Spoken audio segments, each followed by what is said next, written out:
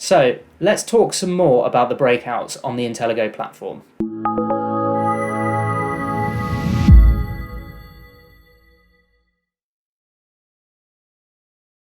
Once I've got to the stage where I want to create my breakouts in the admin dashboard, I can choose between a standard breakout or a bucket. I've covered this in a previous video. So let's create a standard one first. I click on the standard button, give a name to my breakout, describe my breakout,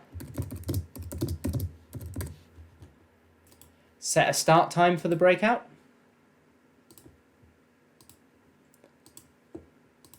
and an end time.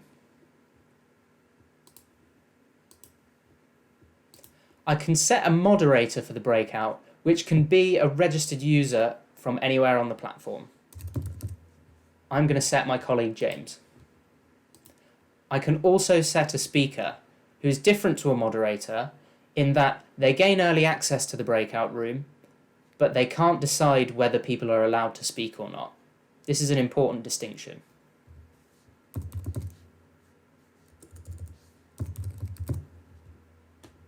I'm going to set myself as the speaker for this one.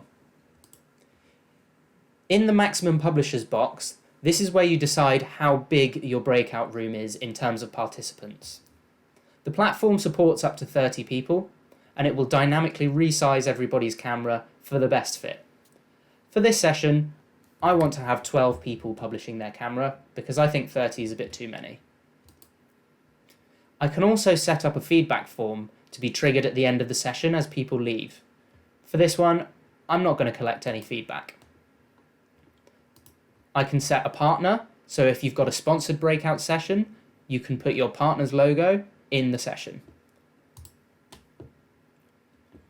And then finally, I can select a few options, so allowing delegates to automatically join without requesting the moderator for permission, allowing delegates to request to join, which is the inverse of this, and then whether I want there to be a breakout chat active or for it just to pull the main chat from the whole event. Once I've selected my preferred options, I can just hit create, and the breakout room will appear along with some sample information about that breakout. So that's a standard breakout room.